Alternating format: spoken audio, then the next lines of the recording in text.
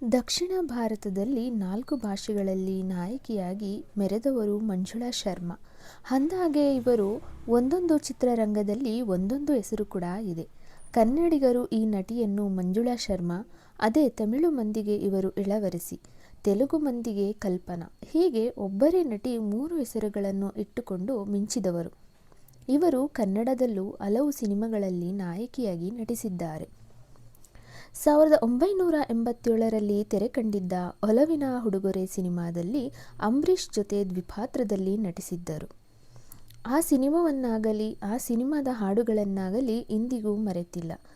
ಆದರೆ 2008ರಿಂದ ಮಂಜುಳಾ ಶರ್ಮಾ ಸಿನಿಮಾ ರಂಗದಿಂದ ಸಂಪೂರ್ಣ ತೆರೆಮರೆಗೆ ಸರಿದಿದ್ದಾರೆ. ಸುಂದರವಾದ ಕಣ್ಣುಗಳು, ದುಂಡು ಬೊಟ್ಟು, ಪಕ್ಕಾ ದೇಸಿ ಹುಡುಗಿಯಾಗಿ ತೆರೆ ಮೇಲೆ ರಂಜಿಸಿದ ಈ ನಟಿ ಬೆಳೆದು ಬಂದ ಹಾದಿ ಸಖತ್ ಇಂಟ್ರೆಸ್ಟಿಂಗ್ ಆಗಿದೆ.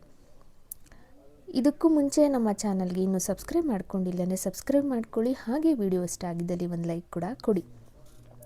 ಹೌದು, 1967ರಲ್ಲಿ ಜಂಬೂ ಶರ್ಮಾ ಹಾಗೂ ಭುವನೇಶ್ವರಿ ಎಂಬ ತಮಿಳು ದಂಪತಿಗಳಿಗೆ ಜನಿಸಿದ ಮಂಜುಳಾ ಶರ್ಮಾ ತಮ್ಮ 14ನೇ ವಯಸ್ಸಿನಲ್ಲಿ ಚಿತ್ರರಂಗಕ್ಕೆ ಪ್ರವೇಶ ಮಾಡಿದರು. ಇವರು ನಟಿಸಿದ ಚೊಚ್ಚಲ ಸಿನಿಮಾ ಕೊಕ್ಕರಕೊ ಯಶಸ್ವಿ ಗಳಿಸಲಿಲ್ಲ. ಆದರೆ ಇವರು ಮಾತ್ರ ಪ್ರೇಕ್ಷಕರ ಗಮನ ಸೆಳೆಯುವಲ್ಲಿ ಯಶಸ್ವಿಯಾದರು.